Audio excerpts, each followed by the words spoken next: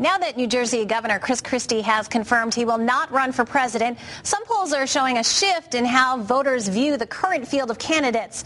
A new Quinnipiac poll shows how the candidates actively seeking the 2012 GOP presidential nomination stack up. Mitt Romney is back on top with 22%, followed by Herman Cain and Rick Perry in third. We've also recently learned that Sarah Palin is also out. Bilal Sekou is a political science professor at the University of Hartford, and he's here now to help us take a wider look at the possibilities in the race to the White House. Thanks for Bilal for being here. Sure. So it's kind of interesting already. You told me you've been watching some of the GOP debates. I mean, are there any big, noticeable, surprises so far? Well, I wouldn't say surprises, but I think, certainly the sort of rise and then slide, I wouldn't quite say fall, of Perry, of course, is I think the big story. There was a lot of excitement when he jumped into the race, and as you just mentioned in the most recent Quinnipiac poll, he has been sliding in popularity. Certainly his position on immigration has been a difficult one for a lot of the primary voters in the Republican Party who have a much tougher line about immigration, and so that's been a problem for him and has contributed to his slide. And Herman Cain's rise, of course, I think is another interesting story as well. It's interesting to me, though, that, you would think that these candidates would all be vetted so that, people, the GOP certainly would know what Perry's stand on immigration was and either be pushing him or not pushing him or that kind of thing. And, I mean, surprised that Sarah Palin isn't throwing her hat in the ring or not. Well, one of the things I think is really important to make a distinction between running in your own state and running on a national level. And so running for president is a whole different ball game. It's the difference in my mind, at least, between playing in a single A team and then moving on to the pros. I mean, there's a real big difference. The scrutiny is a lot higher. People are going through your record in a way that they don't go through your record when you're running for governor or you're running even for a senatorial seat. And so I think it's just a lot more scrutiny and a lot more opportunity for your opponents to pick through your record and find things that they can bring up against you. Right, and lots of people already know lots of things about her, and she's been through that. Exactly.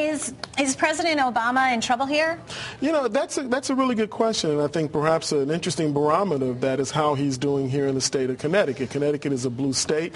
The Quinnipiac poll recently came out, said that Obama's job performance approval rating, 55% of the Connecticut voters disapprove of what Obama's doing in office now. Satisfaction with the country in terms of the way things are going, 81% say they're only somewhat or very dissatisfied with the way things are going. 93% say the economy is not so good or doing poorly.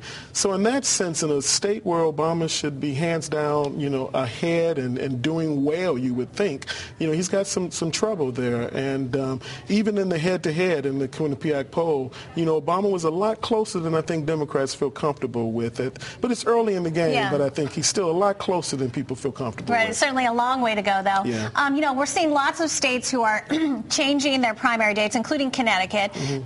Does that make a difference? Will it make a difference in how many visits we get or who gets the nomination? Well, it can make a difference. Florida and Nevada have moved their date forward. And Iowa has in their constitution that they have to be the first state to have their caucus, which means we could potentially have a caucus in December, which means it interferes with people's holiday, shopping and other things, which can really anger a lot of people having politics to go on like that. But it also means we're talking about 80 days or so before we could have the first actual caucus occur.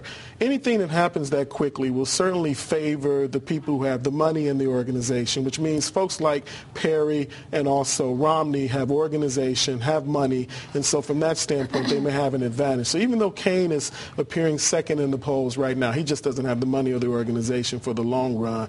You win early, it means then that you can build that momentum, eliminate a lot of the people who are hanging around, and then from there, it means we've got a long presidential election season if they decide who the Republican nominee will be something like January of next year. Yeah. It means we've got a long time before November to see a lot of commercials and hear a lot from these candidates. We have less than a minute, but will the candidates pay attention to Connecticut? It all depends. If these poll numbers continue to stay as close as they are, Connecticut comes into play. If Connecticut falls back into its usual habit, its steady habit of supporting the Democrat, then, Connecticut is not a place that many folk, either the candidates will spend a great deal of money, because from the Republican standpoint, it's a waste of money. From the Democrat standpoint, they can spend money in the battleground states. So it all depends on what these poll numbers look like in 5, 6, 7 months or so. All right. Well, I'm sure we'll have you on plenty in the next year to go through it all with us. Thanks a lot for being here. Thing.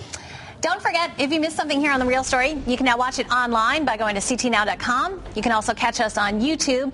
And please follow me on Twitter at Lori Perez. Lots of ways to stay connected with your tips and your story ideas. Thanks for watching this week's edition of The Real Story. We'll see you here in a week.